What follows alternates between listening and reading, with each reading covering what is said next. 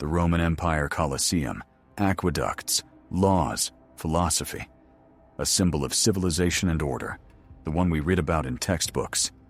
But imagine for a moment that behind every marble palace and every victorious march of the legions stood another invisible army. An army of silent, enslaved women whose only battle was to live until tomorrow. What was her name? Which province was she from? It doesn't matter. What matters is, what did it really mean to be a leisure slave?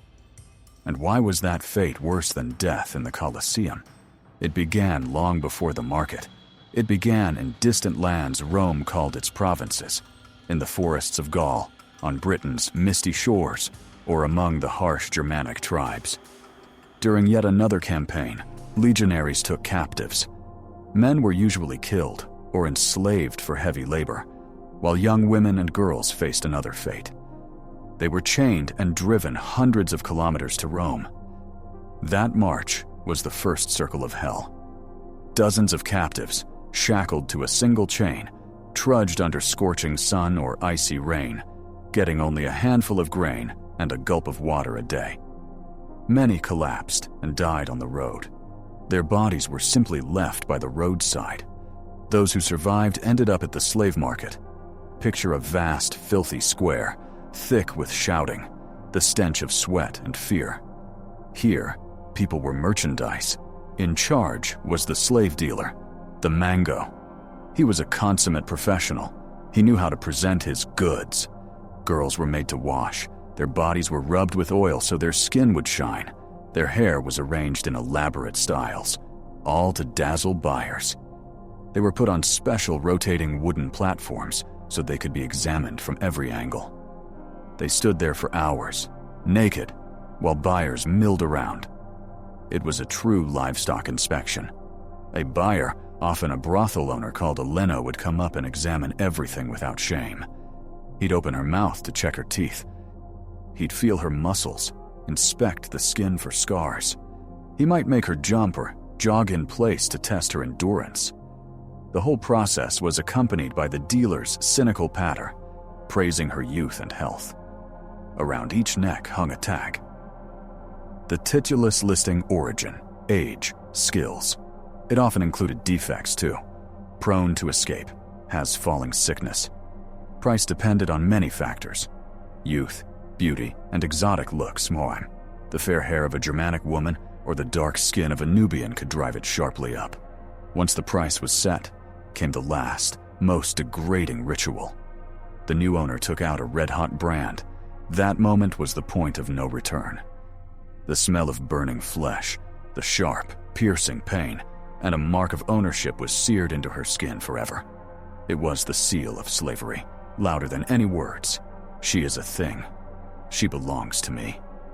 From that moment, her former life, her name, her family, all of it burned away with the skin beneath the brand. Her new home was the lupinar. Forget luxurious rooms. The reality was a nightmare. Lupinars were usually tucked into the darkest, filthiest alleys of Rome, in districts like Subura, rife with poverty and crime. They were stone buildings with tiny windowless cells, the celle.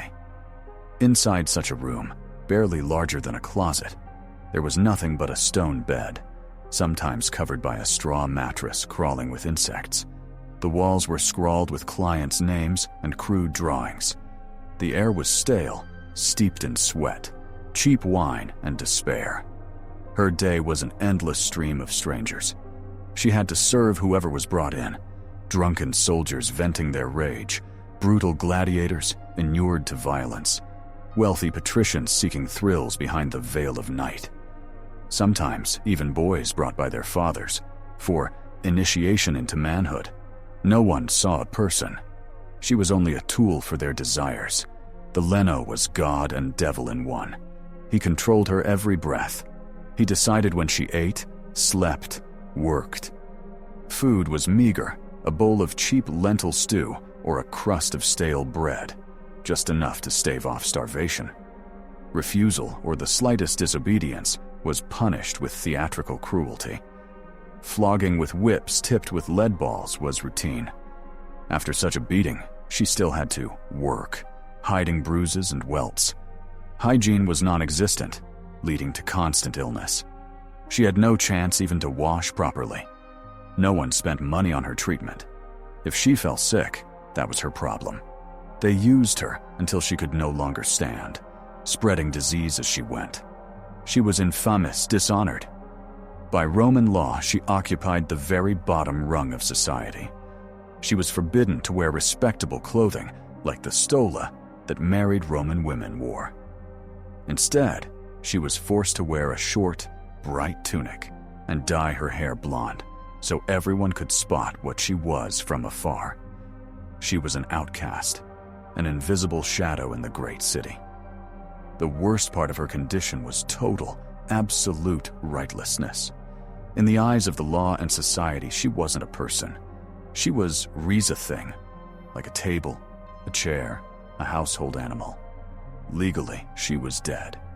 Her owner had unlimited power over her. He could do anything he pleased. Sell her, rent her out, gift her to a friend, torture her with no consequences. If someone else injured her, they paid a fine not to her, but to the owner for damage to property. Her suffering had no legal standing. And if she became pregnant, that was a double tragedy. A child born to a slave woman automatically became a slave, the property of the owner. He could take the infant immediately after birth and sell it. Imagine the horror of a mother whose baby is taken, knowing she will never see the child again, and that the same fate awaits it. Was there any hope of freedom? In theory, yes. Manumission. But for her, it was a cruel fairy tale. To buy herself out, she had to amass a huge sum, often many times her original price. But every coin she earned was confiscated by the owner. To keep control, he might promise freedom, if she worked well. But that was just a lie to break her will.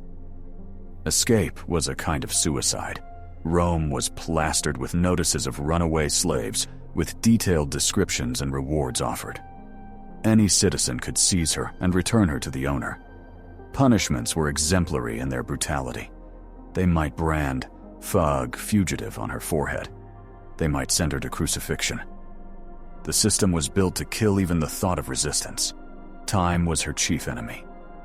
Youth and beauty, the only things that held value, faded. Constant illness, beatings, malnutrition, and stress quickly ruined her body.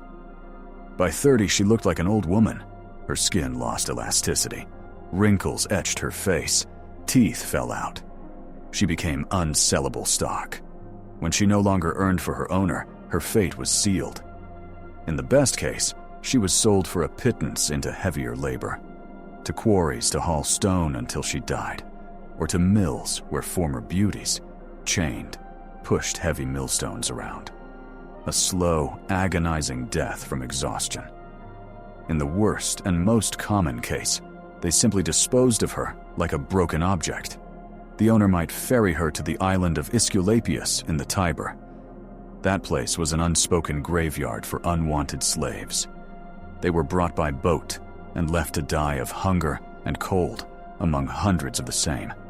No one wanted to spend money on food or burial for worn-out material.